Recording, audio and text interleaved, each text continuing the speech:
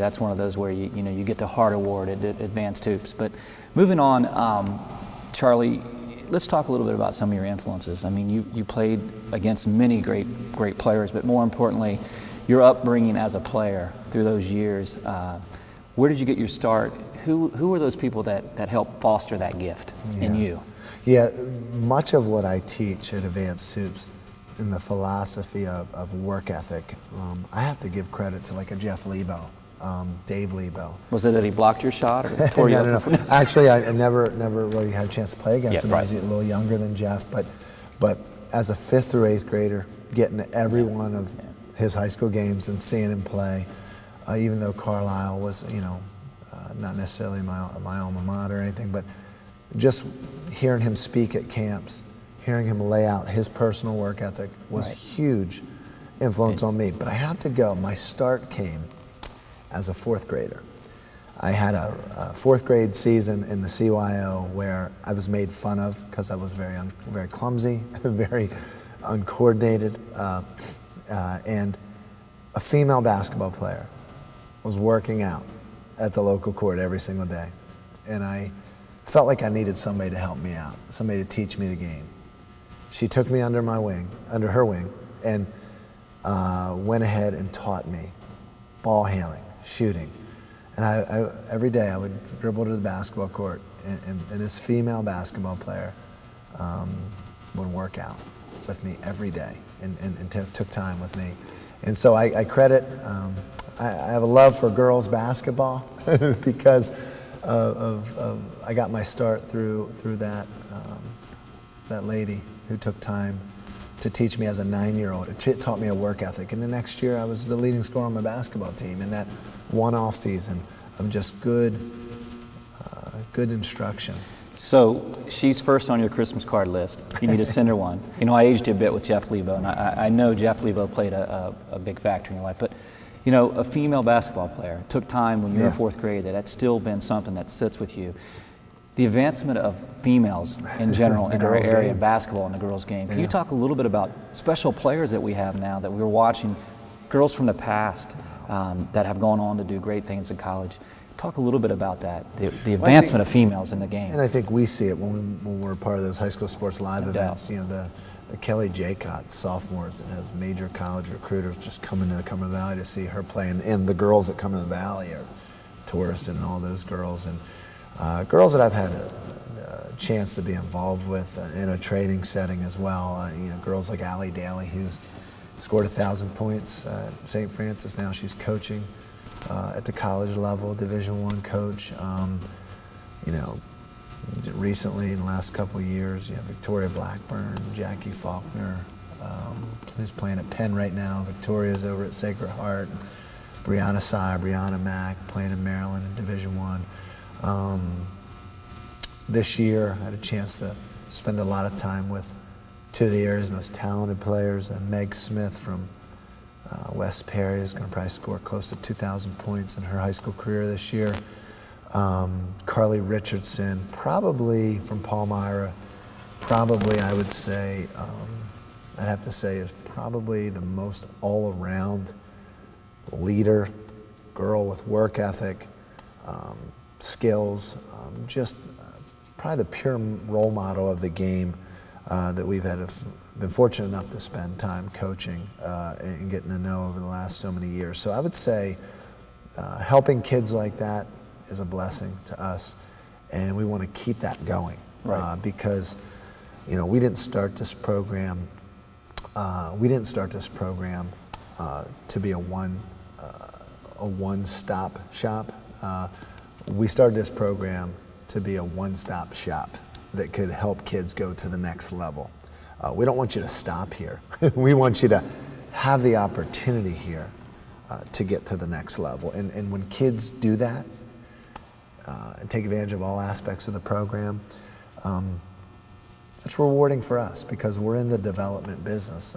We're not into winning championships. We're into building players to help teams win championships. In 13 years, can you talk a little bit about the relationship that you have started to develop, you and your staff, with area coaches? I mean, it's been very instrumental in a lot of things in our capital area, but can you talk about how that's developed over time?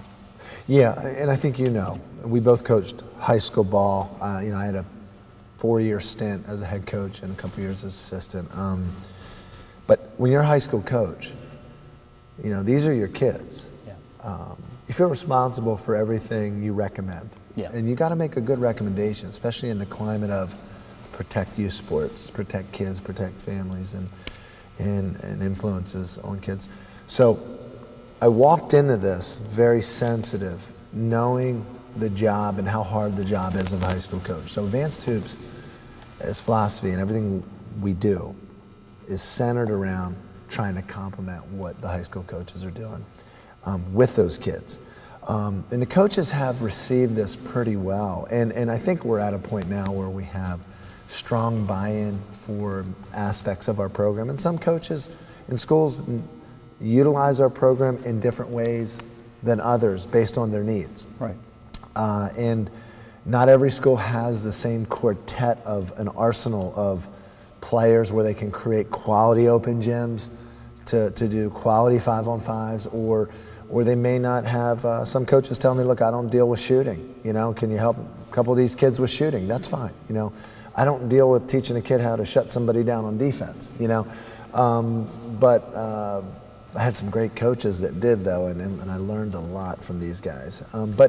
So I think if our program continues to provide the opportunities for kids, I think, and continues to take that relationship and put it in the right perspective, area coaches will continue to grow with us and respect what we're doing. And I think we have to keep doing a good job in that relationship. And it's important that we're able to be mobile and flexible with the demands, because the high school coach has a tremendous responsibility, and they want to build their program, right? And we got to figure out a way to complement that. Right. And each year, that's changing. I think the biggest thing we do is we provide quality showcase basketball for the boys and girls at the highest level, that the coaches can count on. That if we say we're going to get to those tournaments, we get to those tournaments. And we're able to plug those kids into the coaches' database and to get them contacted, colleges contacting them, and help that ball rolling, because not every high school coach has the experience or the resources, or they're not doing that on a regular basis like we are. So if we can bring those contacts and help bring college connections to and evaluations to these high school kids, that's helping them. So we hope that that's one of the biggest things we can bring to the table. As an observer on the outside looking in, those are some of the things I've seen you and your staff develop. But you keep mentioning the word relationship, and it's important in Advanced Hoops. But how about the relationship between Advanced Hoops and High School Sports Live, how it's really just fostered over this last 5 years? Yeah. I mean, big, crazy cheering sections, enthusiastic players wanting to play a little bit on TV, getting that opportunity. Can you talk about that direction, where that's going, and what the forecast for this upcoming year continually be? Well, and I'm a believer that in this area, we have some of the best high school sports in the country. Right. And we definitely have some of the best high school sports in the state.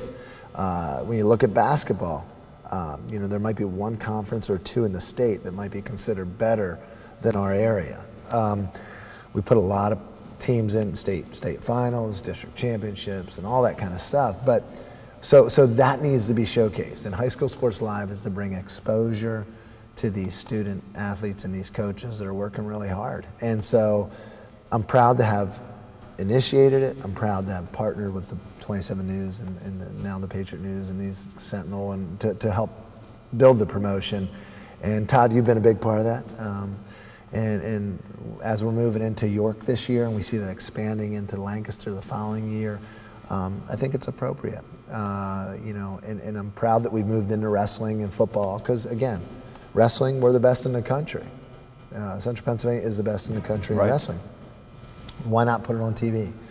And naturally, that's been a one step at a time process. And I think Advanced Hoops has grown just to meet the needs that arise. And I think the live TV games are growing because there's a continued interest in it. and there's been great fruit. Student sections, kids are know 'em excited. personally. One player last year got a Division I scholarship from the High School Sports Live link.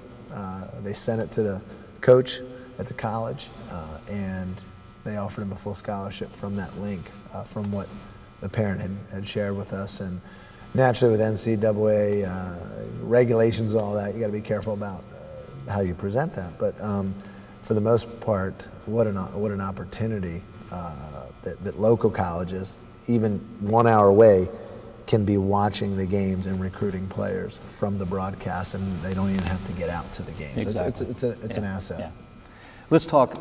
You're watching it at home. And you're like, okay, sign me up. I'm ready to go. I don't have any players at home, unfortunately. But how does a young man, a young woman get signed up? I know you have individual classes, skill building. Then you have the AAU component. Where do they go? What do they need to do to get signed up?